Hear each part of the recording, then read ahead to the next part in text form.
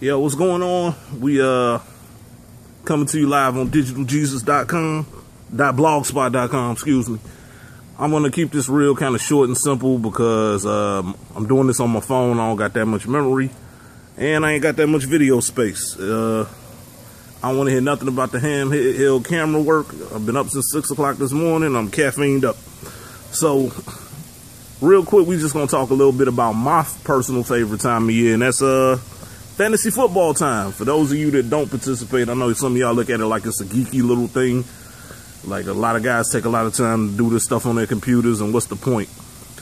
Later on, we're going to get into kind of a little bit of draft strategies and sleeper players and other stuff you want to do in constructing your fantasy teams.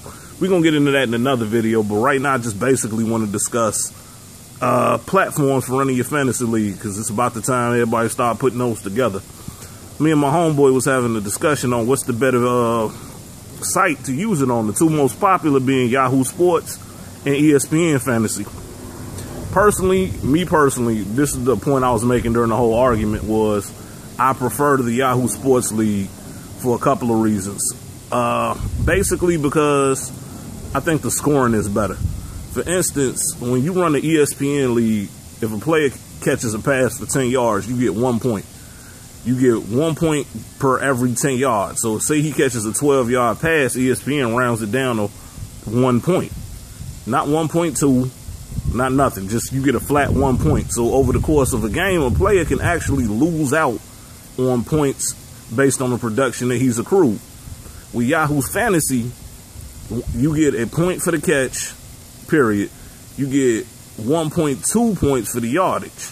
So that same catch in the Yahoo Fantasy League is worth 2.2 points. So when you translate a player's performance between the two leagues, for instance, a player could put up 50 points in Yahoo, but when you turn around and have that same player in ESPN, his points might only be worth, 19 or something like that.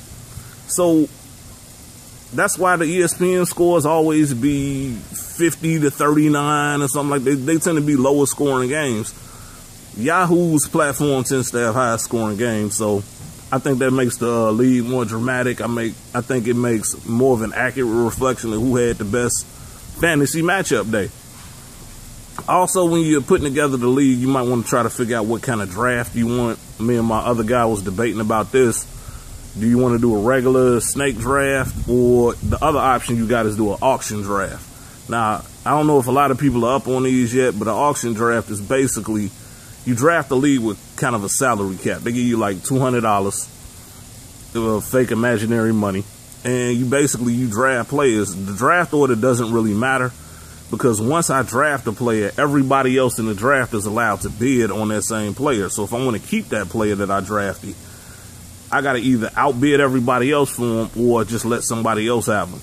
So it gives everybody an opportunity to get the players they want, provided they got the money in their bank to make it happen. I think it adds a whole nother level of strategy to the draft. I think it adds a whole level of intrigue to the draft. And I think it's actually something you might want to look into for setting up your fantasy league. So it really comes down to your personal preference, but it's something I would recommend. Also, when you're doing an auction draft and free agency, you have a salary cap. You don't just outright sign a free agent. It's a lot more like real free agency, where you got to bid on the player that you want. So keep tuned. We're going to have